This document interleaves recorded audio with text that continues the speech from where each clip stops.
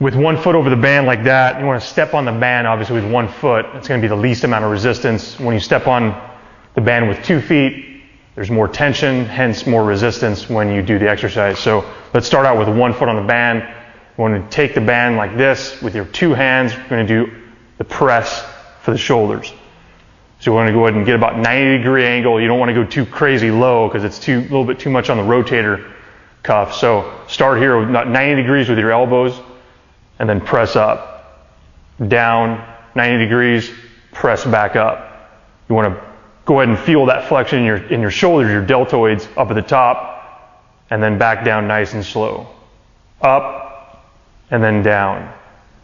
Up and then down. You want to have more resistance, go ahead and just step on it with 2 feet.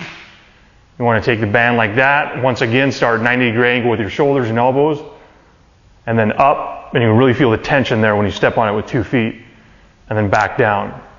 Up, flex the shoulders, the delts, back down nice and slow. Always controlled movement through the entire range of the exercise. Up, and then down. You want to just go ahead and step on for the least amount of resistance with the bands. Go ahead and step on the band with 1 foot. You can go ahead and just basically a lateral raise with the shoulders, with the delts, flex up at the top, and then back down. You want to go about eye level up at the top. You don't want to go obviously too crazy high. You don't want to go too low. You want to get obviously some flex in the muscle. You want to make the muscle work a little bit. So about eye level is probably the best. Up at the top. Nice flex of the top, and then back down slow. You can do a couple variations. You can do one arm, obviously one arm to the side. You can do the other side as well. 2 arm. You can do a variation between several. So you can do maybe 5 reps on one arm, nice and controlled, 5 reps on the left arm, and then finish up 5 reps with a 2 arm side lateral. Position your hands right pretty much a little bit below your waist, and then when you're going to want to row up. This is going to work the deltoids, which is obviously your shoulder muscles. Row up, flex your delts at the top of the movement, and then nice back down. Always keep a nice, slow, controlled movement all the way through the exercise. So we're going to go up and then back down. Now you can do these a couple different variations. You can do them where your hands are pretty much close together. And you're going to go up, row, and then back down for the negative. Or you can do them pretty much shoulder width. So it's a little different variation on the exercise, but it's basically an upright row for your deltoids.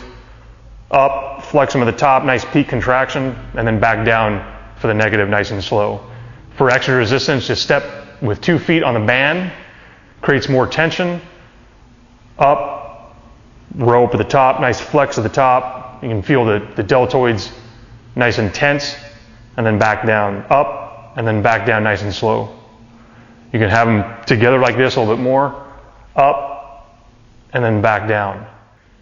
What we're going to do, this is obviously working the front area of the deltoid, so we're going to be just doing the front raise. So we're going to raise to about the eye level with the bands, and then back down. Have a nice little, knee flex.